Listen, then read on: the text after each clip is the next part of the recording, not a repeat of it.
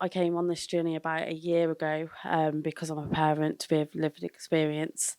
And yeah, I didn't think I'd be here doing this today, or even in a room with a social worker, never mind now talking with one. And I think one thing I found today was that one person that I was afraid of took her mask off, and I felt like we were equals. And I think that's going to help us move forward for the future, working together. I want you to consider the past you, the present you, the future you. Consider all the ways you have loved. Connection and that safety to be ourselves in that moment as well. So it's about the kind of using the stories of the past and acknowledging that we all have shame, but we can kind of share that together safely, and that's going to be okay, and that creates a better relationship moving forward. And that's what I take away for the future, really, that the system can be different, and that we can empower people, we can show vulnerability, and we can share stories. And the thing with trauma especially is there is nothing out there that can tell you what to do when you're hit by a bus or you're stabbed or you're shot. There is very little out there. And like things like cancer or heart disease, there's a lot written about those things. But with trauma, there isn't. We think we know what it's like to recover, and we don't. The only thing we know about is how to treat things. That's it. We don't know how it is, what it means to recover, go on from there. The only people who do know what it's like to recover from something or to recover from an injury or an illness is someone who's been through it. So unless you've lost a leg, you don't have a clue what it's like to recover from that. And so the part that we do now is to try and bring people together. So to involve people so if you've lost, sadly, say for instance, you've got a spinal cord injury and you've got one last week, we will bring someone else who had a spinal cord injury in the same circumstances to come and meet you, because they're the person who know what it's about. Doctors tend to think they know, they'll nod there and say, well, yeah, we do know, but they haven't got a clue. And the only people who do know are people who've lived through it and people who are living through it. Those families, those patients, they're the people who really know what it's like. So screening and triaging and all of those kind of things, that they're not about love and they're not about relationships. They just are about a system and a process. So I think in terms of the future, it absolutely needs to start with people, and rather than starting with processes, and start with love. Looking back into the past, that kind of language of classification and dividing people up and labelling people. I was sort of looking back. There were acts of Parliament, like the Idiots Act and the Mentally Defective Act, that actually put those labels on people and classified people, and also gave local authorities the power to send people away and send people into institutions. And I think that practice, although we've kind of moved on from those labels, that sort of them and us practice is still very present, really, in terms of kind of the separating, dividing and judgment as well. I've just done a study around Black young people's experience, Black and Asian young people's experiences around COVID, over surveillance, under support, big theme. So it's about, understanding and making those changes. It was the importance of community that was talked about.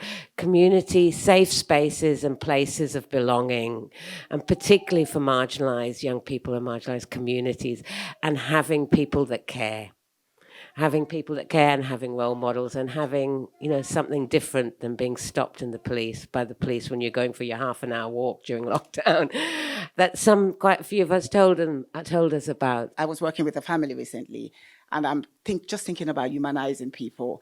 It was a very difficult case with a lot of risk around a young person. And I think that's where I feel the future of social work lies: relationship and humanizing people, listening and challenging, ourselves and things that have been written about people, using our curiosities. That also allows us to give people a chance. It's the curiosity that allows us to look at people beyond what we see on paper. And I see our role as people who are in politics to be deeply listening to those who have experience, and to kind of hold the space so people can take risks and push the boundaries, and help try and find the resources to build more rafts, or give people who have that expertise the ability to do so. That real change of like the courage it takes for people who've been harmed by a system to come and speak so bravely as people have today. But also I think the courage of social workers to take off, the professional label. We all hold it, whether it's as a politician or a social worker or whatever someone's label is, and be a person and be in a relationship and as an equal. I think that takes enormous courage, and it needs to be held really well. What's been created here, the love and the relationships, to love is to act, is kind of is growing beyond children's services, and it's kind of going across the council. And I think it would just be so profound if some of the things that we've learned from this was how we did politics. If we really deeply we listen to people's lived experience, we listen to people who are on the ground, we stopped shouting at each other, we did this much more collaboratively. There are so many people now, I think, across the country that are focusing on strength-based work. They are thinking about how relationships are at the heart of what they do, and working in collaboration with parents and doing things in a different way. I've done some research here with Tim around the parental advocacy, and that's been really interesting. And I do sort of have hopes that peer parental advocacy will, over the next 5-10 years, transform the child protection system. I think that's the biggest thing. When something happens to you out of the blue with no preparation whatsoever, often you can't see how you can go from being seriously injured to not just recovering, but going back to live your life. It is impossible to see that in those acute days.